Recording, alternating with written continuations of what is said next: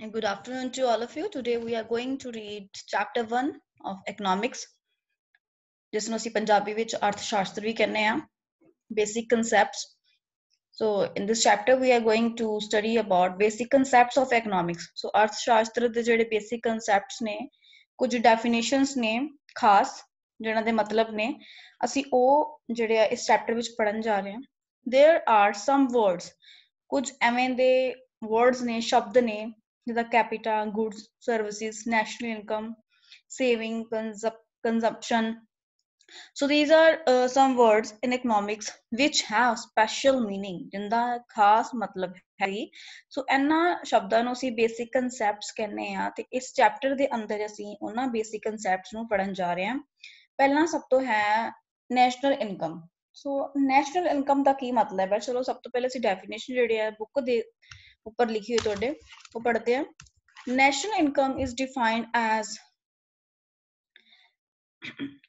the sum total of factor incomes like rent, wages, interest, profit occurring to the normal residents of a country for their productive services during a definite period of time. So ਕੀ ਮਤਲਬ ਹੈ? National ਦਾ ਮਤਲਬ ਕੀ ਹੁੰਦਾ ਹੈ? National ਦਾ ਮਤਲਬ ਹੈ India level ਤੇ ਕਿਸੇ country ਦਾ means ਹੈ ਨਾ, ਪੂਰੀ ਦਾ ਪੂਰਾ ਦੇਸ਼ ਨੂੰ ਲੈ ਕੇ ਗੱਲ ਕੀਤੀ ਗਈ ਹੈ. ਸੋ ਇਨਕਮ ਦਾ ਮਤਲਬ ਕੀ ਹੈ ਕਿ ਤੁਹਾਡੀ ਕਿੰਨੀ ਸੈਲਰੀ, ਜਿਹੜੀ ਕਿੰਨੀ ਆਮਦਨ ਕਹਿ ਸਕਦੇ ਆ ਪੰਜਾਬੀ ਚ, ਹੈ ਨਾ, ਆਮਦਨ. ਸੋ ਨੈਸ਼ਨਲ ਇਨਕਮ ਇੱਕ ਦੇਸ਼ ਦੇ ਵਿੱਚ ਰਹਿਣ ਵਾਲੇ ਜਿਹੜੇ ਲੋਕ ਨੇ ਉਹਨਾਂ ਨੇ ਕਿੰਨੀ ਪ੍ਰੋਡਕਸ਼ਨ ਕੀਤੀ ਹੈ ਤੇ ਕਿੰਨੀ ਕਮਾਈ ਕੀਤੀ ਹੈ, ਕਿੰਨੀਆਂ ਗੁੱਡਸ, ਲਾਈਕ ਜਿੱਦਾਂ ਕਿੰਨੀਆਂ ਚੀਜ਼ਾਂ ਜਿਹੜੀਆਂ ਨੇ, ਗੁੱਡਸ ਕੀ ਹੁੰਦੀਆਂ ਨੇ? ਸੋ ਸਭ ਤੋਂ ਪਹਿਲਾਂ ਮੈਂ ਤੁਹਾਨੂੰ ਦੱਸ ਦਿੰਦੀ ਹਾਂ ਗੁੱਡਸ ਤੇ ਸਰਵਿਸਿਜ਼ ਵਿੱਚ ਕੀ ਡਿਫਰੈਂਸ ਹੈ. ਸੋ ਗੁੱਡਸ ਜਿਹੜੀਆਂ ਫਿਜ਼ੀਕਲ ਚੀਜ਼ਾਂ ਹੁੰਦੀਆਂ ਨੇ, ਲਾਈਕ ਮੇਰਾ ਲੈਪਟਾਪ ਹੈ, ਮੋਬਾਈਲ ਹੈ, ਤੁਹਾਡੇ ਪੈਨ, ਕਾਪੀ, ਜਿਹੜੀ ਤੁਸੀਂ ਟੱਚ ਕਰ ਸਕਦੇ ਹੋ ਚੀਜ਼ਾਂ ਨੂੰ ਤੇ ਨਾਲੇ ਦੇਖ ਸਕਦੇ ਹੋ, ਅਸੀਂ ਉਹਨਾਂ ਨੂੰ ਕਹਿ ਦਿੰਦੇ ਹਾਂ ਗੁੱਡਸ. ਸੋ ਤੁਸੀਂ ਵੀ ਕਿਤੋਂ ਕਾਪੀ ਖਰੀਦ ਕੇ ਲਿਆਂਦੀ ਹੋਵੇਗੀ, ਹੈ ਨਾ, ਪੈਨ ਖਰੀਦਿਆ ਹੋਏਗਾ, ਮੋਬਾਈਲ ਖਰੀਦਿਆ ਹੋਏਗਾ. ਸੋ ਇਹ ਕੀ ਆ? ਗੁੱਡਸ, ਤੁਸੀਂ ਪਰਚੇਜ਼ ਕੀਤੀਆਂ ਨੇ goods. And second is services. So ਮੈਂ ਤੁਹਾਨੂੰ ਪੜ੍ਹਾ ਰਹੀ ਹਾਂ, ਠੀਕ ਹੈ, you are taking services from my side. So ਮੈਂ ਤੁਹਾਨੂੰ ਸਰਵਿਸ ਦੇ ਰਹੀ ਹਾਂ ਔਰ ਤੁਸੀਂ ਸਰਵਿਸ ਲੈ ਰਹੇ ਹੋ, ਠੀਕ ਹੈ. ਲਾਈਕ ਜੀਓ, ਅਸੀਂ ਗੱਲ ਕਰਦੇ ਐਗਜ਼ਾਮਪਲ ਜੀਓ ਦੀ. ਸੋ ਜੀਓ ਮੋਬਾਈਲ ਜਾਂ ਕੋਈ ਵੀ ਏਅਰਟੈਲ ਜਾਂ ਕੋਈ ਵੀ ਕੰਪਨੀ ਹੈ, ਤੁਹਾਨੂੰ ਤੁਸੀਂ ਰਿਚਾਰਜ ਕਰਵਾਉਂਦੇ ਹੋ 149, 199, 220 ਰੁਪੀਜ਼ ਦਾ, ਲਾਈਕ, ਹੈ ਨਾ. ਫਿਰ ਇਨ ਰਿਟਰਨ ਤੁਹਾਨੂੰ ਕੀ ਕੋਈ ਆਬਜੈਕਟ ਮਿਲਦਾ, ਕੋਈ ਚੀਜ਼ ਮਿਲਦੀ, ਗੁੱਡਸ ਮਿਲਦੀਆਂ? ਨਹੀਂ, ਸਾਨੂੰ ਗੁੱਡਸ ਨਹੀਂ ਮਿਲਦੀਆਂ. ਸਾਨੂੰ ਕੀ ਮਿਲਦੀਆਂ ਨੇ? ਸਰਵਿਸਿਜ਼ ਮਿਲਦੀਆਂ ਨੇ. ਸਾਨੂੰ ਉਹਦੇ ਵਿੱਚ ਜਿਹੜਾ ਡੇਟਾ ਮਿਲਦਾ ਹੈ ਨਾ, ਸੋ ਮਿੰਟਸ ਮਿਲਦੇ ਨੇ ਤਾਂ ਕਿ ਅਸੀਂ ਗੱਲ ਕਰ ਸਕੀਏ ਆਪਣੇ ਫਰੈਂਡਸ ਨਾਲ, ਰਿਲੇਟਿਵਸ ਨਾਲ. ਸੋ ਡੇਟਾ ਮਿਲਦਾ ਹੈ, ਇੰਟਰਨੈਟ ਤੇ ਅਸੀਂ ਜਿਹੜਾ ਯੂਜ਼ ਕਰ ਸਕਦੇ ਹਾਂ ਇੰਟਰਨੈਟ ਨੂੰ. ਸੋ ਉਹਨੂੰ ਕਹਿ ਦਿੰਦੇ ਆਪਾਂ ਕਿ ਉਹ ਸਰਵਿਸਿਜ਼ ਨੇ. ਸੋ ਤੁਹਾਨੂੰ ਪਤਾ ਲੱਗ ਹੀ ਗਿਆ ਹੋਇਆ ਗੁੱਡਸ ਤੇ ਸਰਵਿਸਿਜ਼ ਵਿੱਚ ਕੀ ਫਰਕ ਹੈ. ਸੋ ਨੈਕਸਟ ਅਸੀਂ ਕਰ ਰਹੇ ਸੀ ਗੱਲ ਨੈਸ਼ਨਲ ਇਨਕਮ ਦੀ. ਨੈਸ਼ਨਲ ਇਨਕਮ, ਜਿਸ ਤਰ੍ਹਾਂ ਮੈਂ ਤੁਹਾਨੂੰ ਦੱਸਿਆ ਕਿ ਇੱਕ ਪੂਰੇ ਦੇਸ਼ ਦੇ ਲੋਕਾਂ ਨੇ ਜੋ ਕਮਾਇਆ ਹੈ, ਜਿਸ ਤਰ੍ਹਾਂ ਇੱਕ ਆਦਮੀ ਹੈ, ਉਹਦੇ 10 ਲੱਖ ਦੀ ਆਮਦਨ ਹੋਈ ਹੈ. ਇੱਕ ਆਦਮੀ ਉਹਦੀ 1 ਲੱਖ ਦੇ ਉਹਨੇ ਪੈਨ ਬਣਾਏ ਹੈਗੇ ਆ. ਇੱਕ ਆਦਮੀ ਉਹਨੇ ਕੋਈ 10,000 ਦੀ ਚੀਜ਼ ਜਿਹੜੀ ਹੈਗੀ ਆ ਬਣਾ ਕੇ ਵੇਚੀ ਹੈ. ਇੱਕ ਆਦਮੀ ਜਿਹਨੇ ਲੇਬਰ ਦਾ ਕੰਮ ਕਰਦਾ 350 ਦੀ ਦਿਹਾੜੀ ਤੇ 1 ਮਹੀਨਾ ਉਹਨੇ ਕੰਮ ਕੀਤਾ ਹੈਗਾ. ਤੁਸੀਂ ਦੇਖ ਲਓ ਹੁਣ ਪੂਰਾ ਮੰਥ ਉਹਦੇ ਕਿੰਨੇ ਜਿਹੜੇ ਹੈਗੇ ਨੇ ਪੈਸੇ ਬਣੇ ਹੋਣਗੇ, ਠੀਕ ਹੈ.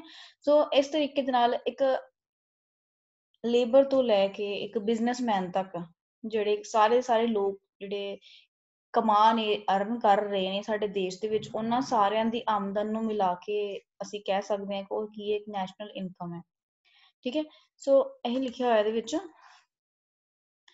Including profit also. ਸੋ ਇੰਟਰਸਟ, ਵਿਆਜ, ਜਿਹੜਾ ਅਸੀਂ ਲੋਕਾਂ ਤੋਂ ਕਈ ਵਾਰੀ ਪੈਸੇ ਜਿਹੜੇ ਹੈਗੇ ਸਾਨੂੰ ਉਧਾਰ ਦੇ ਦਿੰਦੇ ਆ ਤੇ ਉਹਦਾ ਵਿਆਜ ਲੈਂਦੇ ਨੇ, ਪ੍ਰੋਫਿਟ ਕਮਾਉਂਦੇ ਨੇ ਉਹ, ਠੀਕ ਹੈ. ਵੇਜਿਸ ਦਾ ਮਤਲਬ ਹੁੰਦਾ ਦਿਹਾੜੀਆਂ, ਠੀਕ ਹੈ. ਸਾ ਲੇਬਰ ਕੰਮ ਕਰਦੇ ਹਨ, ਦਿਹਾੜੀ ਮਿਲਦੀ ਹੈ.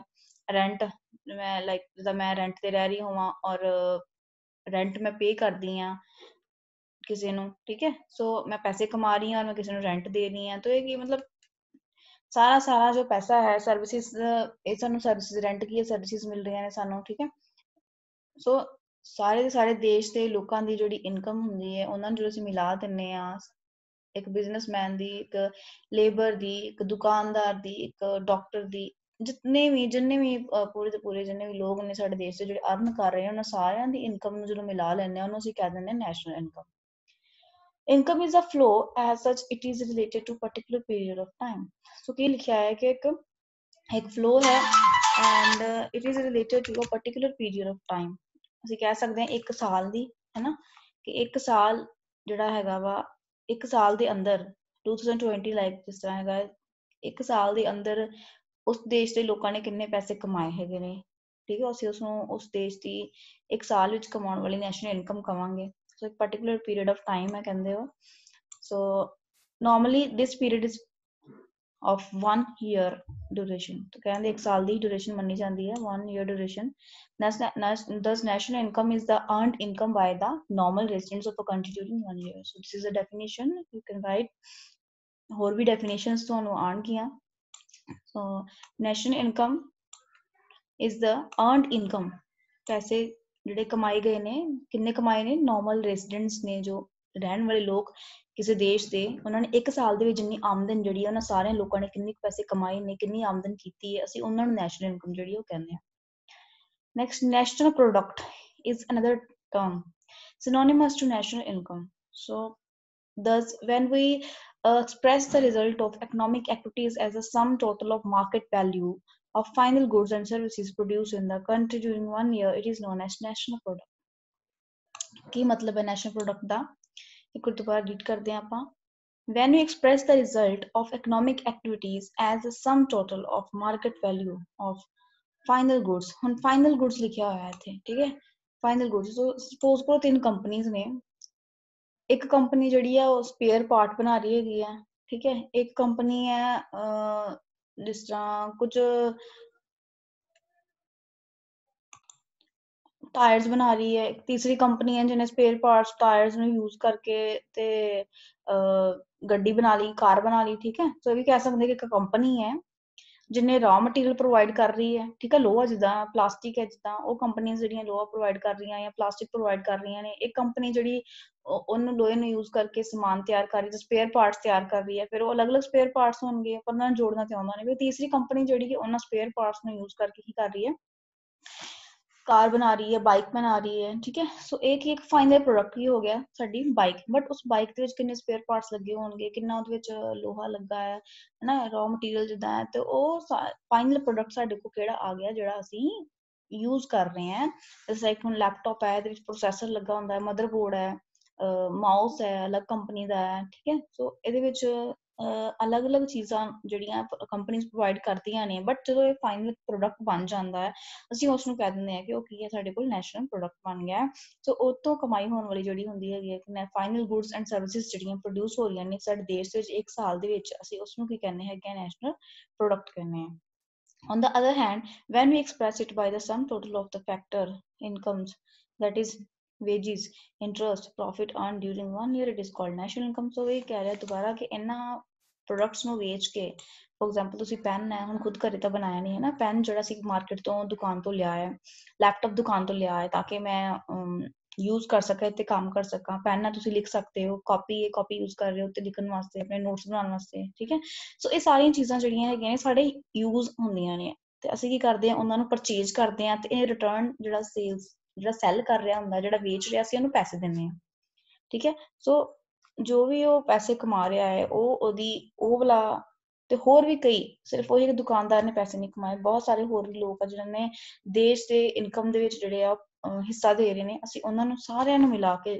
ਕੀ ਕਵਾਂਗੇ ਕਿ ਉਹ ਕੀ ਹੈ ਨੈਸ਼ਨਲ ਇਨਕਮ ਹੈ right next definition according to Dernberg national income is the net factor income earned by normal residents of a country in the form of wages rent interest profit in 1 year so Dernberg एक economist ने ਜਿਨ੍ਹਾਂ ਨੇ ਕੀ ਕਿਹਾ ਹੈ ਕਿ national income ਜਿਹੜੀ ਹੈ ਉਹ ਨੈਟ ਫੈਕਟਰ ਇਨਕਮ ਹੈ ਜਿਹੜੇ ਕਿ ਉੱਥੋਂ ਦੇ ਰਹਿਣ ਵਾਲੇ ਵਸਨੀਕ ਜਿਹੜੇ ਲੋਕ ਨੇ ਉਹਨਾਂ ਨੇ 1 ਸਾਲ ਦੇ ਵਿੱਚ ਕੀਤੀ ਹੈ ਕਿਸ ਤਰ੍ਹਾਂ ਕੀਤੀ ਹੈ ਭਾਵੇਂ ਦਿਹਾੜੀ ਲੈ ਕੇ ਕੀਤੀ ਹੈ ਰੈਂਟ ਲੈ ਕੇ ਕੀਤੀ ਹੈ ਵਿਆਜ ਤੇ ਪੈਸੇ ਦਿੱਤੇ ਹੋਏ ਸੀ ਤੇ ਉਹਨਾਂ ਨੇ ਉਹ ਕੀਤਾ ਜਾਂ ਫਿਰ ਕੋਈ ਬਿਜ਼ਨਸ ਕਰ ਰਹੇ ਤੇ ਉਹਨਾਂ ਵਿੱਚ ਇਨਵੈਸਟਮੈਂਟ ਕਰਕੇ ਪ੍ਰੋਫਿਟ ਕਮਾ ਕੇ ਉਹਨਾਂ ਨੇ ਜਿਹੜੀ ਹੈ ਇਨਕਮ ਜਨਰੇਟ ਕੀਤੀ ਹੈ ਅਸੀਂ ਉਹ ਸਾਰੀਆਂ ਇਨਕਮਸ ਨੂੰ ਪਲੱਸ ਕਰਦੇ ਹਾਂ ਜਦੋਂ ਸਾਡੇ ਕੋਲ ਕੀ ਬਣ ਜਾਂਦਾ ਹੈਗਾ This is a sum of domestic factor income and net factor income ਅੱਗੇ ਜਾ ਕੇ ਅਸੀਂ ਪੜਾਂਗੇ ਇਹਨਾਂ ਬਾਰੇ ਐਗਜ਼ਾਮਪਲ ਹੈ ਹੁਣ ਤੁਹਾਡੇ ਕੋਲ ਸਮਝ ਆ ਹੀ ਗਿਆ ਹੋਵੇਗਾ ਮੈਂ ਤੁਹਾਨੂੰ ਐਗਜ਼ਾਮਪਲਸ ਦੇ ਕੇ ਸਮਝਾਇਆ ਹੈ ਨੈਸ਼ਨਲ ਇਨਕਮ ਐਗਜ਼ਾਮਪਲ ਹੋਰ ਵੀ ਇਹਦੇ ਵਿੱਚ at the time of calculation of national income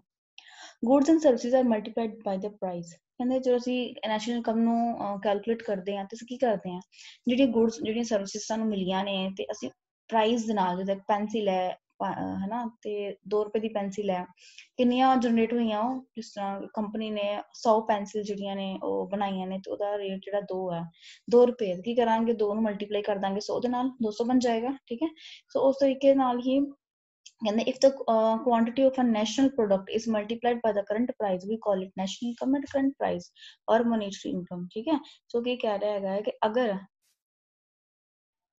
ਇੱਕ ਜੋ ਗੁੱਡ ਹੈ, ਤੁਹਾਡੀ ਕੋਈ ਚੀਜ਼ ਹੈ ਲਾਈਕ ਪੈਨਸਿਲ ਹੀ ਹੈ, ਠੀਕ ਹੈ, ਅਸੀਂ ਉਹਨੂੰ ਮਲਟੀਪਲਾਈ ਕਰ ਰਹੇ ਹਾਂ ਉਹਦੇ ਕਰੰਟ ਪ੍ਰਾਈਸ ਦੇ ਨਾਲ।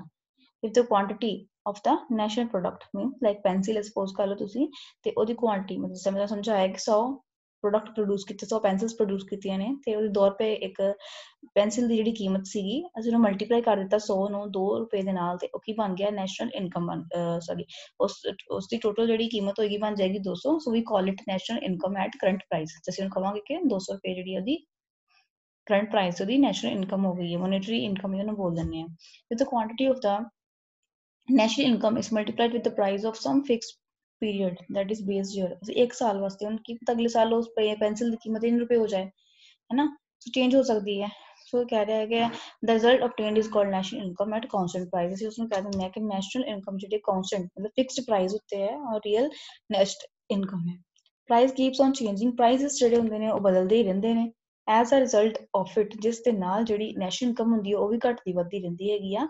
ਕਿਸ ਦੇ ਨਾਲ, ਕੁਆਂਟੀਟੀ ਜਿਹੜੀ ਹੁੰਦੀ ਹੈ ਗੁਡਸ ਦੀ ਜਾਂ ਸਰਵਿਸਿਜ਼ ਦੇ ਘਟਣ ਵਧਣ ਨਾਲ। ਜਿਸ ਤਰ੍ਹਾਂ ਕਿ ਅੱਜ ਜਿਹੜੀ ਦੇਸ਼ ਦੀ ਜਿਹੜੀ ਇਨਕਮ ਹੈ, ਨੈਸ਼ਨਲ ਇਨਕਮ ਲੋਕਡਾਊਨ ਦੇ ਕਾਰਨ ਬਹੁਤ ਜ਼ਿਆਦਾ ਜਿਹੜੀ ਘਟੀ ਹੈ, ਜਿਸ ਨਾਲ ਉਸਨੂੰ ਓਵਰਕਮ ਕਰਨ ਵਾਸਤੇ ਮਹਿੰਗਾਈ ਜਿਹੜੀ ਉਹ ਵੱਧਦੀ ਜਾ ਰਹੀ ਹੈ। So in order to estimate the real income progress of a country, national income of different years should be measured at a prices of some particular period of a year। ਕਹਿੰਦੇ in order to estimate the real economic progress, ਕਿਸੇ ਦੇਸ਼ ਦੀ ਜਿਹੜੀ economic progress ਹੈ, ਤਰੱਕੀ ਹੈ ਕਿਸੇ ਦੇਸ਼ ਦੀ, ਉਹਨੂੰ ਮੇਜਰਮੈਂਟ ਕਰਨ ਵਾਸਤੇ, ਐਸਟੀਮੇਟ ਕਰਨ ਵਾਸਤੇ the national income of different years ਕੀ ਕਰਦੇ ਹਾਂ ਆਪਾਂ, ਜਿਹੜੇ ਅਲੱਗ-ਅਲੱਗ ਸਾਲਾਂ ਦੀ ਜਿਹੜੀ ਨੈਸ਼ਨਲ ਇਨਕਮ ਹੈ, ਅਸੀਂ ਉਸਨੂੰ ਗ੍ਰਾਫ ਬਣਾ ਕੇ ਉਹਦੇ ਉੱਤੇ ਉਹਦਾ ਅਨੁਮਾਨ ਕਰਦੇ ਹਾਂ ਕਿ ਪਿਛਲੇ ਸਾਲ ਕਿੰਨਾ ਘਾਟਾ ਹੋਇਆ ਹੈਗਾ, ਇਸ ਸਾਲ ਕਿੰਨਾ ਵਾਧਾ ਹੋਇਆ ਹੈ। ਇਸ ਤਰੀਕੇ ਨਾਲ ਅਸੀਂ ਕਰਦੇ ਹਾਂ। On account of constant prices, real income will only change with the change in quantity of goods and services। So on account of constant price, real income will only change with the change in quantity। ਇਹਦੇ fix price ਉੱਤੇ, ਜਿਸ 2 ਰੁਪਏ ਦੀ pencil ਹੈ, ਅਸੀਂ ਉਹਦੀ ਹੁਣ ਅਗਰ 100 pencils ਬਣ ਰਹੀਆਂ ਸੀ, ਕੰਪਨੀ 100 ਪੈਨਸਿਲਾਂ ਬਣਾ ਰਹੀ ਸੀ, ਬਟ ਹੁਣ ਉਹਦਾ ਘੱਟ ਗਈ ਉਹ ਬਣਾਉਣਾ, 50 ਪੈਨਸਿਲਾਂ ਉਹਨੇ ਬਣਾਈਆਂ ਹੈਗੀਆਂ ਨੇ, ਤੇ 50 into 2 ਕਰਾਂਗੇ ਤੇ ਉਹਦੀ ਕੀ ਹੋ ਜਾਏਗੀ, ਇਨਕਮ ਵੀ ਤੇ ਘਟੀ ਹੈ ਨਾ ਹੁਣ, ਠੀਕ ਹੈ, 100 ਹੋ ਜਾਏਗਾ। ਸੋ ਇਸ ਤਰੀਕੇ ਨਾਲ ਕਹਿ ਰਿਹਾ ਹੈ ਕਿ ਰੀਅਲ ਇਨਕਮ ਜਿਹੜੀ ਆ ਉਹ ਕੁਆਂਟੀਟੀ ਕਿੰਨੀ ਜਿਹੜੀ ਹੈਗੀ ਆ ਬਣੀ ਹੈ, ਗੁਡਸ ਦੀਆਂ ਸਰਵਿਸਿਜ਼ ਦੀ ਕਿੰਨੀ ਜ਼ਿਆਦਾ ਕੁਆਂਟੀਟੀ ਆਈ ਹੈ, ਜਨਰੇਟ ਹੋਈ ਹੈ ਪ੍ਰੋਡਕਟਸ ਦੀ, ਉਹਦੇ ਤੇ ਡਿਪੈਂਡ ਕਰਦਾ ਹੈ income the. when depreciation is included in the national income of a country is called gross national income। so depreciation ਜੋ ਹੁੰਦਾ ਹੈ means ਉਸ ਚੀਜ਼ ਦੀ ਸਾਂਭ ਸੰਭਾਲ ਦੇ ਉੱਤੇ ਵੀ ਟਾਈਮ ਲੱਗਦਾ। ਸਕੂਲ ਹੈ, ਸਕੂਲ ਦੇ ਵਿੱਚ ਡੈਸਕ ਪਏ ਹੁੰਦੇ ਨੇ, ਹੁਣ ਲੋਕਡਾਊਨ ਲੱਗਾ ਹੋਇਆ ਹੈ, ਠੀਕ ਹੈ, ਤੇ ਉਹਦੇ ਵਿੱਚ ਕੀ ਹੋ ਰਿਹਾ ਹੈ ਕਿ ਅਗਰ ਕਿਸੇ ਕੋਈ ਸਕੂਲ ਬੰਦ ਹੋ ਜਾਂਦਾ ਹੈਗਾ, ਪਰ ਉਹ ਡੈਕਸ ਜਿਹੜੇ ਹੈਗੇ ਉਹਨਾਂ ਨੇ ਵੇਚਣਾ ਚਾਹੁੰਦਾ ਕਿਸੇ ਨੂੰ, ਠੀਕ ਹੈ, ਬਟ ਨਵੇਂ ਡੈਕਸ ਖਰੀਦਣ ਦਾ ਜਿਹੜਾ ਕੋਸਟ ਹੁੰਦਾ ਹੈ ਉਹ ਅਲੱਗ ਹੁੰਦਾ ਹੈ, ਸੈਲਿੰਗ ਪ੍ਰਾਈਸ ਅਲੱਗ ਹੋਏਗਾ, ਤੇ ਜਿਹੜੇ ਪੁਰਾਣੇ ਬੈਂਚ ਹੋਣਗੇ ਉਹਨਾਂ ਦਾ ਸੈਲਿੰਗ ਪ੍ਰਾਈਸ ਜਿਹੜਾ ਉਹ ਅਲੱਗ ਹੋਏਗਾ, ਠੀਕ ਹੈ, ਬਿਕੋਜ਼ ਉੱਤੇ ਕੀ ਲੱਗ ਜਾਂਦਾ, ਡੈਪਰੀਸੀਏਸ਼ਨ ਲੱਗ ਜਾਂਦਾ ਹੈਗਾ, ਉਹਨਾਂ ਦੀ ਸਾਂਭ ਸੰਭਾਲ ਦਾ ਜਿਹੜਾ ਕੀਮਤ ਹੁੰਦੀ ਹੈਗੀ ਉਹ ਵੀ ਉੱਤੇ ਲੱਗ ਜਾਂਦੀ ਹੈਗੀ ਹੈ। ਸੋ depreciation is included in the national income of a country, it is known as gross national income। conversely when depreciation is deducted, ਜੋ depreciation ਇਹਦੇ ਅਸੀਂ ਕੱਟ ਮਾਈਨਸ ਕਰ ਦਿੰਦੇ ਤਾਂ ਉਹ ਕੀ ਹੋਏਗਾ, ਉਹਦੀ ਨੈਟ ਨੈਸ਼ਨਲ ਇਨਕਮ ਬਣ ਜਾਏਗੀ। ਓਕੇ, ਜਦੋਂ ਅਸੀਂ ਐਡ ਕਰਦੇ ਹਾਂ ਡੈਪਰੀਸ਼ੀਏਸ਼ਨ ਨੂੰ, ਗ੍ਰੋਸ ਨੈਸ਼ਨਲ ਇਨਕਮ ਹੁੰਦੀ ਹੈ, ਬਟ ਅਗਰ ਡੈਪਰੀਸ਼ੀਏਸ਼ਨ ਅਗਰ ਅਸੀਂ ਸਾਂਭ ਸੰਭਾਲ ਦਾ ਜਿਹੜਾ ਖਰਚਾ ਹੈ, ਅਗਰ ਅਸੀਂ ਕੀ ਕਰੀਏ ਉਹਨੂੰ ਮਾਈਨਸ ਕਰ ਦਿੰਦੇ ਹਾਂ ਤੇ ਅਸੀਂ ਉਹ ਕੀ ਬਣ ਜਾਏਗਾ, ਨੈਟ ਨੈਸ਼ਨਲ ਇਨਕਮ ਬਣ ਜਾਏਗੀ। So when net factor income earned from abroad is deducted from the national income, then the remaining income will be domestic income. So domestic मतलब घरेलू, अगर ਜਿਹੜੀ ਇਨਕਮ ਹੈ ਕਹਿੰਦੇ ਅਸੀਂ ਫੋਰਨ ਤੋਂ ਵੀ ਲੈ ਰਹੇ ਹਾਂ ਆਪਾਂ, ਠੀਕ ਹੈ, ਫੋਰਨ ਕੰਟਰੀਜ਼ ਤੋਂ ਵੀ ਇਨਕਮ ਜਿਹੜੀ ਹੈ ਸਾਡੇ ਦੇਸ਼ ਨੂੰ ਹੋ ਰਹੀ ਹੈ, ਉਹ ਵਾਲੀ ਇਨਕਮ ਨੂੰ ਅਗਰ ਮਾਈਨਸ ਕਰ ਦਿੰਦੇ ਤਾਂ ਸਾਡੀ ਕੀ ਬਣ ਜਾਏਗੀ, ਡੋਮੈਸਟਿਕ ਨੈਸ਼ਨਲ ਇਨਕਮ ਬਣ ਜਾਏਗੀ, ਠੀਕ ਹੈ। तो नेट नेशनल इनकम मीन्स जैसे पढ़ के ही हैं, ग्रोस नेशनल इनकम ਨੂੰ ਮਾਈਨਸ ਜਦੋਂ ਅਸੀਂ ਡੈਪਰੀਸ਼ੀਏਸ਼ਨ ਕਰ ਦਿੰਦੇ ਹਾਂ ਤਾਂ ਨੈਟ ਨੈਸ਼ਨਲ ਇਨਕਮ ਬਣ ਜਾਂਦੀ ਹੈ।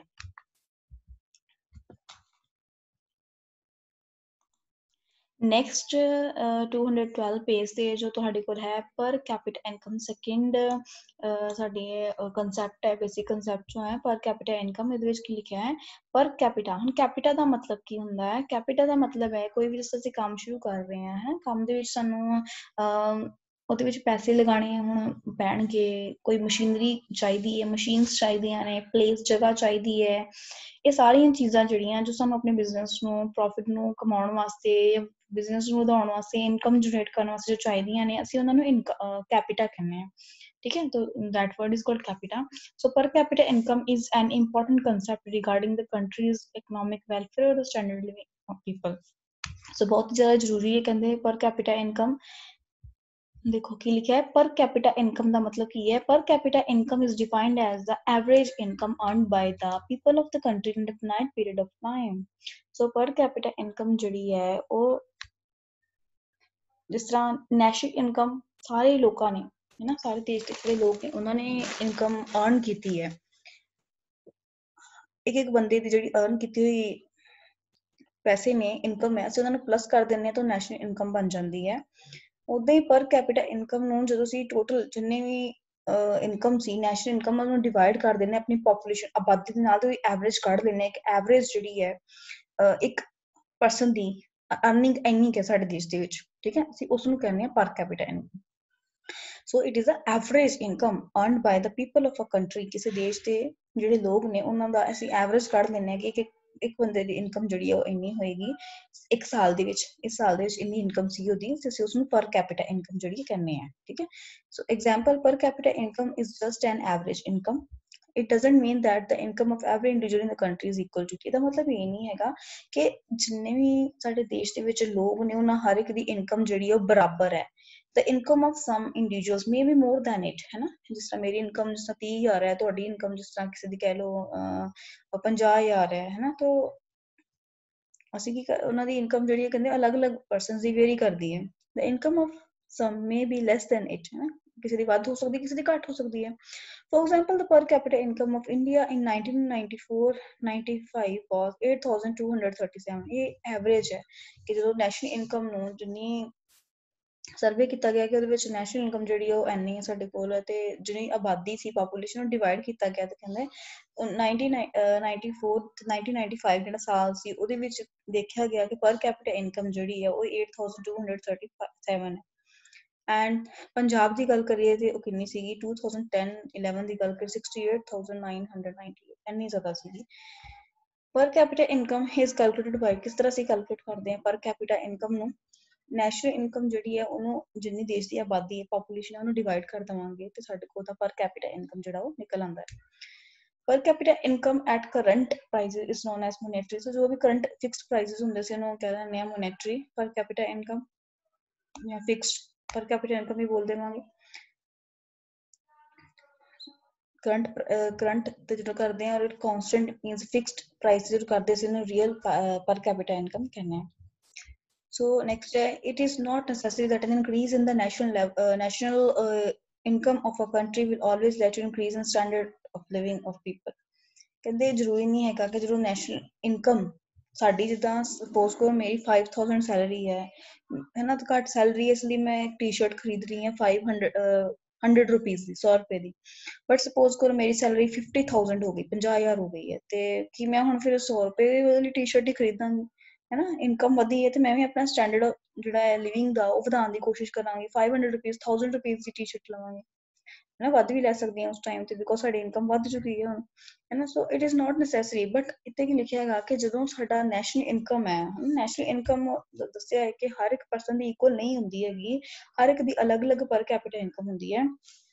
ਸੋ it is not necessary that N increase in the national income of a country, ਕਿਸੇ ਦੇਸ਼ ਦੀ ਜੋ ਨੈਸ਼ਨਲ ਇਨਕਮ ਹੈ ਜੋ ਉਹ ਵੱਧ ਰਹੀ ਹੈਗੀ ਹੈ, ਇਹਦਾ ਮਤਲਬ ਇਹ ਨਹੀਂ ਕਿ ਇੱਥੋਂ ਦੇ ਰਹਿਣ ਵਾਲੇ ਜਿਹੜੇ ਲੋਕ ਨੇ ਉਹਨਾਂ ਦਾ ਲਿਵਿੰਗ ਸਟੈਂਡਰਡ ਵੀ ਵਧੇ।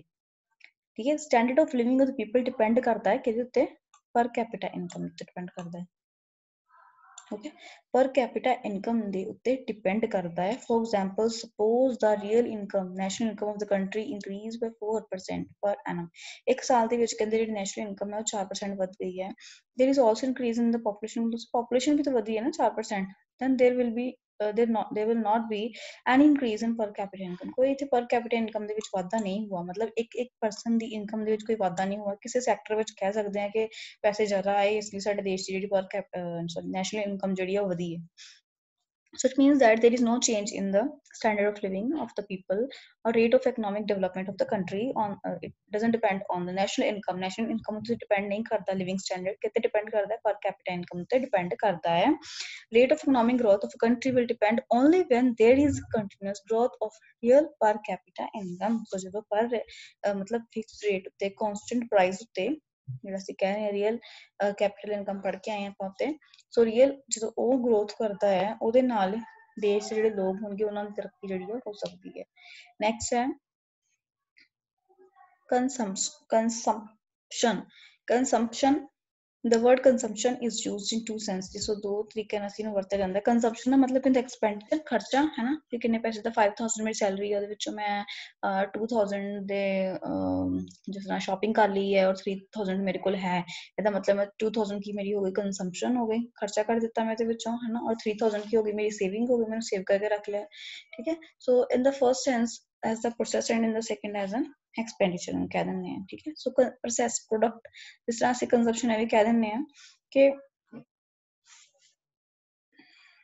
ਜਿਸ ਤਰ੍ਹਾਂ ਮੈਨੂੰ ਭੁੱਖ ਲੱਗੀ ਹੈ, ਮੈਂ ਰੋਟੀ ਖਾ ਰਹੀ ਹਾਂ, ਹੈ ਨਾ, ਸੋ ਭੁੱਖ ਲੱਗੀ ਹੋਏਗੀ ਤੇ ਮੈਂ ਕਿੰਨੀਆਂ ਰੋਟੀਆਂ ਕੰਜ਼ਿਊਮ ਕੀਤੀਆਂ, ਲਾਈਕ 2 ਚਪਾਤੀ 3 ਚਪਾਤੀ, ਜਿੰਨੀ ਮੈਨੂੰ ਕੋਈ ਭੁੱਖ ਲੱਗੀ ਹੋਈ ਸੀ, ਹੈ ਨਾ, ਜਿੰਨੇ ਤੱਕ ਮੇਰਾ ਢਿੱਡ ਫੁੱਲ ਨਹੀਂ ਹੁੰਦਾ ਉਨੀ ਦੇਰ ਤੱਕ ਮੈਂ ਕੰਜ਼ਿਊਮ ਕਰ ਰਹੀ ਹਾਂ ਰੋਟੀ, ਉਸੇ ਕਹਿ ਦਿੰਦੇ ਪ੍ਰੋਸੈਸ, ਉਸ ਚੀਜ਼ ਨੂੰ ਕਹਿ ਦਿੰਦੇ ਹਾਂ। ਠੀਕ ਹੈ, ਐਂਡ ਸੈਕਿੰਡ ਫਾਰਮ ਚ ਅਸੀਂ ਕਹਿੰਦੇ ਹਾਂ ਐਕਸਪੈਂਡੀਚਰ, ਖਰਚਾ, ਜਿਸ ਤਰ੍ਹਾਂ ਮੈਂ ਤੁਹਾਨੂੰ ਸੈਲਰੀ ਦੀ ਐਗਜ਼ਾਮਪਲ ਦੇ ਕੇ ਕਿਹਾ ਹੈ ਉਹਨੂੰ ਕਹਿ ਦਿੰਦੇ ਐਕਸਪੈਂਡੀਚਰ। ਸੋ ਇਹ ਦੋ ਮਤਲਬ ਨਿਕਲ ਜਾਂਦੇ, ਇੱਕ ਹੁੰਦਾ ਪ੍ਰੋਸੈਸ, ਦੂਸਰਾ ਹੁੰਦਾ expenditure. In the sense of a noun it is the activity that satisfy. ਠੀਕ ਹੈ, ਅਗਰ ਨਾਉਨ ਦੀ ਗੱਲ ਕਰੀਏ, ਨਾਮ ਦੀ ਗੱਲ ਕਰੀਏ ਤੇ ਇੱਕ ਹੁੰਦੀ ਹੈ ਐਕਟੀਵਿਟੀ ਜਿਹੜੀ ਕਿ ਹਿਊਮਨ ਨੀਡਸ ਨੂੰ ਸੈਟਿਸਫਾਈ ਕਰਦੀ ਹੈਗੀ ਹੈ, like the use of water for quenching thirst। ਸੋ ਅਸੀਂ ਕੀ ਕਰਦੇ ਹੈਗੇ, ਪਾਣੀ ਨੂੰ ਕੰਜ਼ਿਊਮ ਕਰ ਰਹੇ ਕਿਉਂਕਿ ਸਾਨੂੰ ਪਿਆਸ ਲੱਗੀ ਹੋਈ ਸੀ, ਪਿਆਸ ਬੁਝਾਉਣ ਵਾਸਤੇ ਅਸੀਂ ਪਾਣੀ ਨੂੰ ਕੰਜ਼ਿਊਮ ਕੀਤਾ, ਹੈ ਨਾ। ਯੂਜ਼ ਆਫ ਫੂਡ, ਆਪਣਾ ਖਾਣਾ ਖਾ ਰਹੇ ਅਸੀਂ ਆਪਣੀ ਭੁੱਖ ਨੂੰ ਮਿਟਾਉਣ ਵਾਸਤੇ, ਸੋ ਖਾਣਾ ਕੰਜ਼ਿਊਮ ਕੀਤਾ ਆਪਣੀ ਭੁੱਖ ਨੂੰ ਮਿਟਾਉਣ ਵਾਸਤੇ।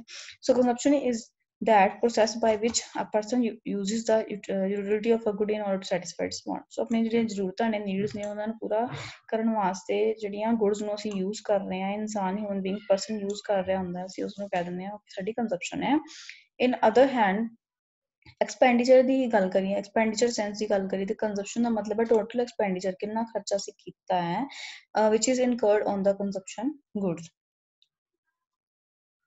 ਨਾ ਮਤਲਬ ਕਿ ਜਿਹੜੀਆਂ ਅਸੀਂ ਕੰਜ਼ਿਊਮ ਕੀਤੀਆਂ ਨੇ ਗੁਡਸ, ਦਾ ਖਾਣਾ ਖਾਧਾ ਹੈ ਨਾ, ਜਾਂ ਫਿਰ ਅਸੀਂ ਪਾਣੀ ਪੀਤਾ ਹੈ, ਬਾਹਰ ਐਸੇ ਇੱਥੇ ਘਰੇ ਨਹੀਂ ਆਪਣੇ ਹੈਗੇ, ਪਾਣੀ ਦੀ ਬੋਟਲ ਅਸੀਂ ਲਿੱਤੀ ਹੈਗੀ ਆ ਆਪਣੀ ਪਿਆਸ ਬੁਝਾਉਣ ਵਾਸਤੇ, ਤੇ ਉਸ ਉੱਤੇ ਕਿੰਨਾ ਅਸੀਂ ਖਰਚਾ ਕੀਤਾ ਹੈ, ਉਹ ਆ ਜਾਂਦਾ expenditure. Next, under national income whatever many people spend on the purchase of goods and services for the direct satisfaction of their wants is called consumption or total consumption expenditure। ਸੋ ਕਿਤੇ ਕਿ ਨੈਸ਼ਨਲ ਇਨਕਮ ਦੇ ਹੇਠਾਂ ਜੋ ਲੋਕ ਜਿਹੜੇ ਨੇ ਆਪਣੇ ਪੈਸੇ ਖਰਚਦੇ ਨੇ ਚੀਜ਼ਾਂ ਉੱਤੇ, ਵਸਤੂਆਂ ਉੱਤੇ, ਜਾਂ ਸਰਵਿਸਿਜ਼ ਲੈਣ ਵਾਸਤੇ, ਹੈ ਨਾ, ਬੱਸ ਤੇ ਜਾਂਦੇ ਹਾਂ ਆਪਾਂ, ਸਰਵਿਸ ਯੂਜ਼ ਕਰ ਰਹੇ ਹਾਂ, ਮੋਬਾਈਲ ਦਾ ਮੈਂ ਕਿਹਾ ਮੋਬਾਈਲ ਦਾ ਰਿਚਾਰਜ ਕਰਵਾ ਰਹੇ, ਇੰਟਰਨੈਟ ਯੂਜ਼ ਕਰਨ ਵਾਸਤੇ ਅਸੀਂ, ਤੇ ਉਹ ਜਿਹੜੇ ਪੈਸੇ ਖਰਚੇ ਨੇ ਅਸੀਂ ਸਰਵਿਸਿਜ਼ ਲੈਣ ਵਾਸਤੇ ਖਰਚੇ ਨੇ। ਸੋ ਇਹ ਜਿਹੜੀ ਹੈ ਐਕਸਪੈਂਡੀਚਰ, ਖਰਚੇ ਨੂੰ ਅਸੀਂ ਕੰਜ਼ੰਪਸ਼ਨ ਕਹਿੰਦੇ ਹਾਂ, ਕਿ ਆਪਣੀ ਜ਼ਰੂਰਤਾਂ ਨੂੰ ਪੂਰਾ ਕਰਨ ਵਾਸਤੇ ਅਸੀਂ ਕੀ ਕਰਦੇ, ਆਪਣੀਆਂ ਜ਼ਰੂਰਤਾਂ ਨੂੰ to satisfy our needs to we spend on the purchase of goods and services।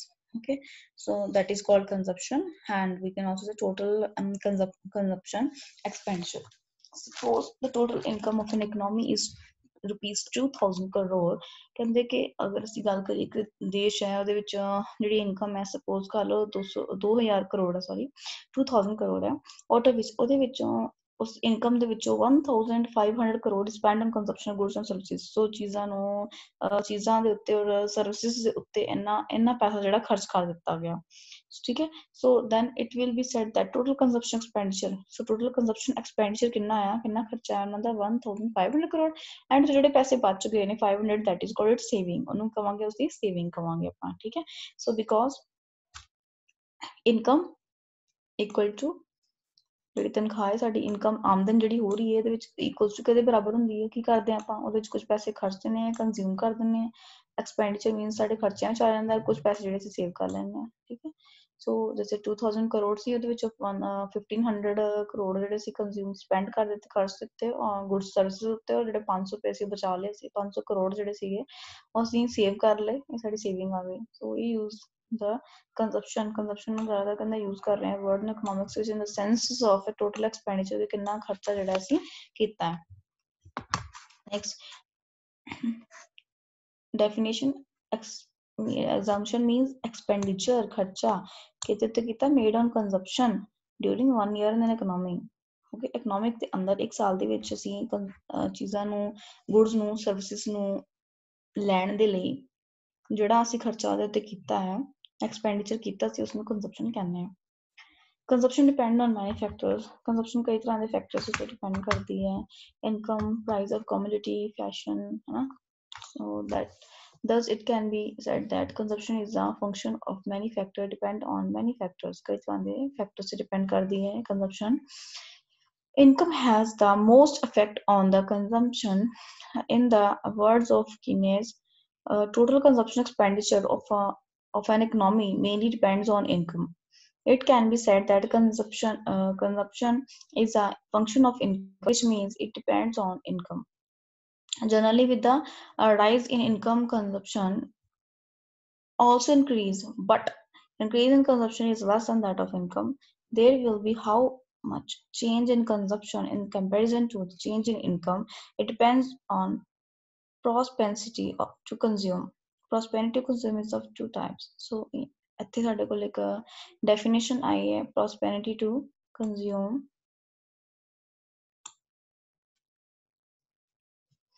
ਇਹਦਾ ਮਤਲਬ ਕੀ ਹੈ, prosperity to consume ਦਾ ਮਤਲਬ ਇੱਥੇ ਲਿਖਿਆ ਹੋਇਆ ਹੈ, ਅਸੀਂ average prosperity to consume ਵੀ ਕਹਿ ਦਿੰਦੇ ਹਾਂ। ratio of total consumption ਮਤਲਬ total income ਜਿਹੜੀ ਹੈ ਉਹਦੀ ratio of consumption, total consumption to to income। ਜਿੰਨਾ ਅਸੀਂ ਪੈਸਾ ਜਿਹੜਾ ਖਰਚਿਆ ਹੈ, ਜਿੰਨੀ ਸਾਡੀ ਇਨਕਮ ਹੈ, ਅਸੀਂ ਉਹਨਾਂ ਨੂੰ ਡਿਵਾਈਡ ਕਰ ਦਿੰਦੇ ਹਾਂ। ਫੋਰ ਐਗਜ਼ਾਮਪਲ 100 ਰੁਪਏ ਜਿਹੜੀ ਹੈ ਉਹ ਮੇਰੀ ਇਨਕਮ ਹੈ। ਓਕੇ, ਸੋ 100 ਰੁਪਏ ਦੇ ਵਿੱਚੋਂ ਮੈਂ ਜਿਹੜੇ ਆਪਣੇ 60 ਰੁਪਏ ਆ ਉਹ ਖਰਚ ਦਿੱਤੇ ਆ। ਠੀਕ ਹੈ, 60 ਰੁਪੀਸ ਜਿਹੜੇ ਆ ਉਹ ਖਰਚ ਦਿੱਤੇ ਆ। 100 ਰੁਪਏ ਮੇਰੀ ਜਿਹੜੀ ਸੀ income C,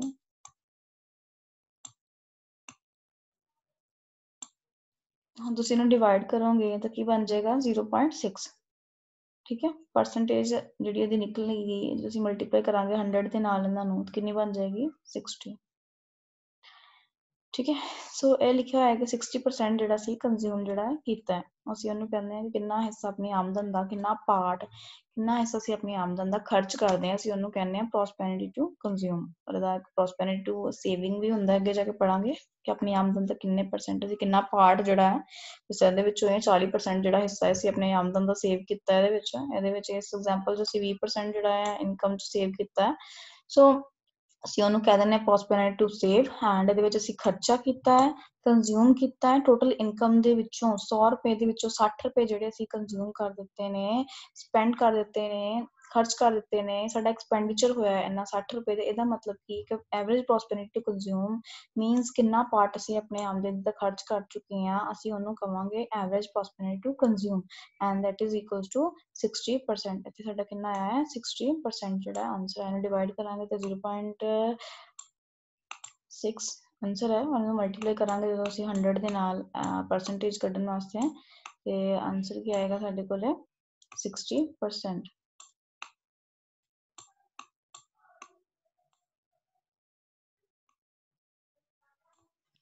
Now So here you can see that 80% of the income means, yeah, in this example 60% of the income, and here in this example 80% of the income on consumption, and people saved in this example 40% and in the example 20%. Next, on page number 214, marginal prosperity to consume, MPC, ratio of change in consumption to change in income. So ਕਹਿੰਦੇ ਕਿ ਜਦੋਂ ਸਾਡੀ, ਜਿਸ ਤਰ੍ਹਾਂ ਤੁਹਾਨੂੰ example ਪਹਿਲਾਂ ਵੀ ਦਿੱਤੀ ਸੀ ਕਿ 5000 ਸੈਲਰੀ ਹੈ ਨਾ, ਤੇ ਉਹਦੇ ਵਿੱਚ ਅਸੀਂ 100 ਰੁਪਏ ਦੀ ਸ਼ਰਟ ਖਰੀਦਦੇ ਹਾਂ, ਬਟ ਜਦੋਂ ਇਨਕਮ ਵਧੇਗੀ ਤੇ ਸਾਡੇ ਕੀ ਸਟੈਂਡਰਡ ਲਿਵਿੰਗ ਜਿਹੜਾ ਹੋਏਗਾ ਸੇਮ ਹੀ ਰਹੇਗਾ, ਅਸੀਂ ਸੇਮ ਹੀ 100 ਰੁਪਏ ਦੀ ਸ਼ਰਟ ਖਰੀਦਾਂਗੇ? ਨਹੀਂ, ਫਿਰ ਕੀ ਹੋਏਗਾ, ਅਸੀਂ 1500 to 2000 ਤੱਕ ਅਸੀਂ ਸ਼ਰਟ ਖਰੀਦਣ ਦੀ ਕੋਸ਼ਿਸ਼ ਕਰਾਂਗੇ। ਸੋ ਇਕਨੋਮੀ ਚੇਂਜ ਦੇ ਹੋਣ ਦੇ ਨਾਲ, ਮਤਲਬ ਇਨਕਮ ਚੇਂਜ ਹੋਣ ਦੇ ਨਾਲ ਕੀ ਹੁੰਦਾ ਹੈ, ਸਾਡੇ ਜ਼ਰੂਰਤ ਜਿਹੜੀ ਅਸੀਂ ਕੰਜ਼ੰਪਸ਼ਨ ਉਹ ਵੀ ਵਧਾ ਦਿੰਦੇ ਹਾਂ, ਠੀਕ ਹੈ, ਆਪਣੇ ਐਕਸਪੈਂਡੀਚਰ ਖਰਚੇ ਵੀ ਵਧਾਉਂਦੇ ਹਾਂ। Ratio of change in consumption to change in income, ਠੀਕ ਹੈ। ਸੋ ਹੀ ਲਿਖਿਆ ਹੋਇਆ ਹੈਗਾ ਵਾ ਕਿ ਜਦੋਂ ਚੇਂਜ ਇਨ ਇਨਕਮ, ਆਪਣੀ ਜਿਹੜੀ ਤਨਖਾਹ ਆ, ਉਹਦੇ ਆਮਦਨ ਆ, ਉਹਦੇ ਵਿੱਚ ਬਦਲਾਵ ਹੋਣ ਦੇ ਨਾਲ ਅਸੀਂ ਆਪਣੀ ਕੰਜ਼ੰਪਸ਼ਨ ਵੀ ਜਿਹੜੀ ਹੈਗੀ ਆ ਉਹਨੂੰ ਘਟਾ ਵਧਾ ਲੈਂਦੇ ਹਾਂ ਆਪਣੇ ਇਨਕਮ ਦੇ ਅਕੋਰਡਿੰਗ, ਅਸੀਂ ਉਹਨੂੰ ਕਹਿੰਦੇ ਹਾਂ marginal propensity to consume. For example, the income increased from 100 crores to 200 crores. 100 crore ਤੋਂ 200 ਕਰੋੜ ਤੱਕ ਸਾਡੀ ਇਨਕਮ ਵੱਧ ਗਈ ਹੈ, ਤੇ ਅਸੀਂ ਕੀ ਕਰਾਂਗੇ ਫਿਰ? ਇਹਦੇ ਵਿੱਚ ਸਾਡਾ ਐਕਸਪੈਂਡੀਚਰ ਵੀ ਚੇਂਜ ਹੋ ਜਾਏਗਾ ਨਾ, ਬਦਲ ਜਾਏਗਾ, ਅਸੀਂ ਵਧਾ ਲਵਾਂਗੇ ਆਪਣੇ ਐਕਸਪੈਂਡੀਚਰ ਨੂੰ ਵੀ। So let us suppose that in the can't increase in income consumption increase, so 80 crore to 120 ਹੁੰਦੇ ਕੋ ਇਨਕਮ ਵਧੀ ਸੀਗੀ ਹੈ ਨਾ, ਤੇ ਅਸੀਂ 80 ਕਰੋੜ ਤੋਂ 100 ਕਰੋੜ ਦੀ ਇਨਕਮ ਸੀ, ਅਸੀਂ 80 ਕਰੋੜ ਜਿਹੜਾ ਸੀ ਕੰਜ਼ਿਊਮ ਕਰ ਰਹੇ ਸੀ, ਬਟ ਹੁਣ ਜੋ 200 ਕਰੋੜ ਹੋ ਚੁੱਕੀ ਹੈ ਇਨਕਮ, ਤੇ ਅਸੀਂ ਕੀ ਕਰ ਰਹੇ ਹਾਂ, 120 ਕਰੋੜ ਜਿਹੜਾ ਹੈ ਸਪੈਂਡ ਕਰ ਰਹੇ ਹਾਂ, ਕੰਜ਼ਿਊਮ ਕਰ ਰਹੇ ਹਾਂ ਨਾ। ਦੇਖੋ 120 ਨੂੰ ਜਦੋਂ ਅਸੀਂ 80 ਚੋਂ ਮਾਈਨਸ ਕੀਤਾ ਤੇ 40 ਕਰੋੜ ਕੰਜ਼ੰਪਸ਼ਨ ਅਸੀਂ ਵਧਾ ਲਈ ਆਪਣੀ। ਐਕਸਪੈਂਡੀਚਰ ਜਿਹੜਾ 40 ਕਰੋੜ ਅਸੀਂ ਵਧਾ ਚੁੱਕੇ ਹਾਂ, ਤੇ ਇਹਨੂੰ ਅਸੀਂ ਜਦੋਂ 40 ਨੂੰ ਅਸੀਂ ਕਰਦੇ ਹਾਂ ਇਨਕਮ ਦੇ ਨਾਲ ਡਿਵਾਈਡ ਕੀਤਾ 100 ਦੇ ਨਾਲ, ਐਂਡ ਮਲਟੀਪਲਾਈ ਕੀਤਾ 100 ਨਾਲ, ਕਿੰਨਾ ਆ ਗਿਆ ਸਾਡੇ ਕੋਲੇ 40%, ਠੀਕ ਹੈ। ਸੋ ਦੇਖੋ 40% ਜਿਹੜਾ ਸਾਡਾ ਕੰਜ਼ੰਪਸ਼ਨ ਵਧੀ ਹੈ। So increase in income, people will spend 40% of it on consumption and save 60%, ठीक है, कितना परसेंट सेव किया उन्होंने? 60% सेव कर लिया। And marginal prosperity to consume is more than 0 and less than 1. A rise in income leads to increase in expenditure, but increase in expenditure is not as much as there is increase in income. Thus, increase in consumption is less as compared to increase in the income. Okay. So next topic you have here, saving. Saving, ਅਸੀਂ ਪੜ੍ਹ ਚੁੱਕੇ ਹਾਂ ਕਿ income equals to consumption and saving. So after deduction consumption, ਜਦੋਂ ਅਸੀਂ consumption ਨੂੰ minus ਕਰ ਦਿੰਦੇ ਹਾਂ ਆਪਣੇ ਇਨਕਮ ਦੇ ਵਿੱਚੋਂ, ਹੈ ਨਾ, 100 ਰੁਪਏ ਲਾਈਕ ਇਨਕਮ ਹੈ, ਤੇ ਉਹਦੇ ਵਿੱਚੋਂ ਅਸੀਂ 20 ਰੁਪਏ ਖਰਚਾ ਕੀਤਾ ਹੈ, ਉਹ ਖਰਚ ਮਾਈਨਸ ਕਰਨ ਤੇ ਕਿੰਨੇ ਆ, 80 ਰੁਪਏ ਬਚ ਗਏ ਸਾਡੇ ਕੋਲ, ਮੀਨਸ ਅਸੀਂ 80 ਰੁਪੀਜ਼ ਜਿਹੜੇ we save 80 rupees out of 100 after spending after the expenditure of 20 rupees. So after deducting consumption from income, whatever amount remains, ਜਿੰਨੇ ਪੈਸੇ ਸਾਡੇ ਕੋਲ ਬਚ ਜਾਂਦੇ ਨੇ ਖਰਚਾ ਕਰਨ ਤੋਂ ਬਾਅਦ, ਅਸੀਂ ਉਸਨੂੰ ਸੇਵਿੰਗ ਕਹਿੰਦੇ ਆ। So difference between income and consumption is called saving. Okay, so this is the formula to saving. Definition according to Keynes, in fact saving is more than the consumption expenditure. If, for example, an economy is generating income worth rupees 2000 crore and consuming 1500 crore, then saving will be 500 crore. तो लिखा हुआ है कि अगर किसी दी आमदन जड़ी है वो 2000 ਕਰੋੜ ਹੈ ਰੁਪਏ ਨੇ, ਉਹਨਾਂ ਚੋਂ ਖਰਚਾ ਜਿਹੜਾ 1500 ਕਰੋੜ ਦਾ ਹੋ ਚੁੱਕਿਆ ਹੈ, ਤੇ ਜੋ ਸੇਵ ਜਿਹੜੇ ਇਹਨਾਂ ਨੇ ਕੀਤੇ ਨੇ 500 ਕਰੋੜ ਜਿਹੜੇ ਉਹਨਾਂ ਨੇ ਸੇਵਿੰਗ ਕੀਤੇ ਹੈ, ਠੀਕ ਹੈ। ਸੇਵਿੰਗ ਡਿਪੈਂਡ ਕਰਦੀ ਹੈ ਇਨਕਮ ਦੇ ਉੱਤੇ, ਲੈਵਲ ਆਫ ਇਨਕਮ ਹੈ ਨਾ। ਹੁਣ ਕਿਸੇ ਦੀ 5000 ਤਨਖਾਹ ਹੈਗੀ, ਉਹਨੂੰ ਕਿੱਦਾਂ 5000 ਥੋੜੇ ਨਾ ਖਰਚ ਕਰ ਦੇਗਾ, ਉਹਦੇ ਵਿੱਚ ਕੋਸ਼ਿਸ਼ ਕਰੇਗਾ ਵੱਧ ਤੋਂ ਵੱਧ ਜਿਹੜੇ ਹੈਗੇ ਆ ਪੈਸੇ ਬਚਾਉਣ ਦੀ। ਔਰ ਜਿਹੜਾ ਆਦਮੀ ਦੀ 5 ਕਰੋੜ ਰੁਪਇਆ ਕਿਸੇ ਦੀ ਇਨਕਮ ਹੈ, ਤੇ ਉਹਦੇ ਵਿੱਚੋਂ ਜਿਹੜੀ ਹੈ ਉਹਦੀ ਕੰਜ਼ੰਪਸ਼ਨ ਵੀ ਜ਼ਿਆਦਾ ਹੋਏਗੀ। ਸੋ ਕੰਜ਼ੰਪਸ਼ਨ ਜਿਹੜੀ ਹੁੰਦੀ ਹੈ ਉਹ ਡਿਪੈਂਡ ਕਰਦੀ ਹੈ ਇਨਕਮ ਦੇ ਉੱਤੇ। Saving depend on the level of income, saving ਜਿਹੜੀ ਉਹ ਕਹਿੰਦੇ ਇਨਕਮ ਦੇ ਉੱਤੇ ਡਿਪੈਂਡ ਕਰਦੀ ਹੈ, and saving increases with the increase in income. So saving ਜਿਹੜੀ ਹੁੰਦੀ ਇਨਕਮ ਵਧਣ ਦੇ ਨਾਲ ਕਹਿੰਦੇ ਵੱਧ ਜਾਂਦੀ ਹੈ, ਔਰ ਇਨਕਮ ਘਟਦੀ ਹੈ ਤਾਂ ਉਹਦੇ ਨਾਲ ਇਹ ਵੀ ਘਟ ਜਾਂਦੀ ਹੈ। So relationship between income and saving and income is expressed by prosperity to save। ਅਸੀਂ ਪੜ੍ਹ ਕੇ ਆਏ ਸੀ prosperity to consumption ਪੜ੍ਹ ਕੇ ਆਏ ਸੀ, ਹੁਣ ਅਸੀਂ ਪੜ੍ਹ ਰਹੇ ਹਾਂ prosperity to save। so average prosperity to save ਔਰ marginal prosperity to save ਦਾ ਮਤਲਬ ਜਿਹੜਾ ਹੈ, ਸੋ ਐਵਰੇਜ ਪ੍ਰੋਸਪੈਰਿਟੀ ਦਾ ਕਿੰਨਾ ਤਨਖਾਹ ਦਾ ਹਿੱਸਾ, ਕਿੰਨਾ ਆਪਣੀ ਆਮਦਨ ਦਾ ਹਿੱਸਾ ਅਸੀਂ ਸੇਵ ਕੀਤਾ ਸੀ, ਉਸਨੂੰ ਕਹਿ ਦਿੰਦੇ average propensity to save. So formula is given here. Average prosperity to save equals to saving by income. ਕਿੰਨੀ ਸਾਡੀ ਸੇਵਿੰਗ ਹੈ ਅਸੀਂ ਕੀਤੀ ਹੈ ਔਰ ਇਨਕਮ ਨੂੰ ਡਿਵਾਈਡ ਕਰ ਦਿੰਨੇ ਆਪਾਂ ਸਾਡਾ ਉਹਨਾਂ ਹਿੱਸਾ ਜਿਹੜਾ ਹੈ ਸੈਲਰੀ ਦਾ ਇਨਕਮ ਦਾ ਸਾਡਾ ਇੰਨਾ ਪਰਸੈਂਟ ਅਸੀਂ ਮੀਨਸ ਆਪਣਾ ਸੇਵ ਕੀਤਾ ਹੈ for example if income is 100 crore 100 crore rupees ਜਿਹੜੀ ਇਨਕਮ ਹੈ ਔਰ ਸੇਵਿੰਗ ਜਿਹੜੀ ਹੈ 20 ਕਰੋੜ ਹੈ ਤੇ ਇਹਦਾ ਮਤਲਬ ਅਸੀਂ ਕਿੰਨਾ ਹਿੱਸਾ ਆਪਣੀ ਤਨਖਾਹ ਦਾ ਜਿਹੜਾ ਹੈਗਾ ਵਾ ਸੇਵ ਕੀਤਾ ਹੈ ਉਹ ਸਾਡਾ ਹੈ 20% ਅਸੀਂ ਆਪਣਾ ਸੇਵ ਕਰ ਚੁੱਕੇ ਹਾਂ next marginal prosperity to save ratio of change in saving cows by change in income is called marginal prosperity to save MPS change in saving by change in income okay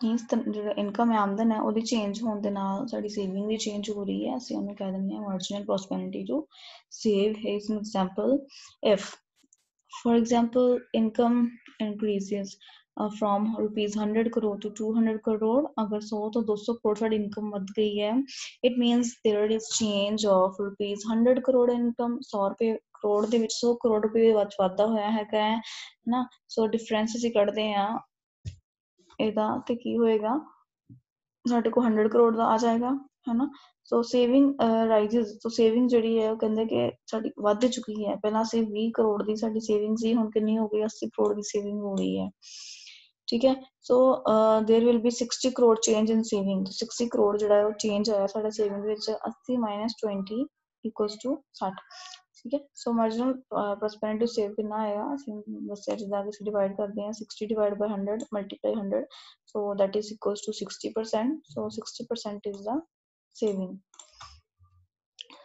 okay so this is your chapter I have described you about 5 concepts of economics in this video if you have any doubt first of all read all these definitions from your book and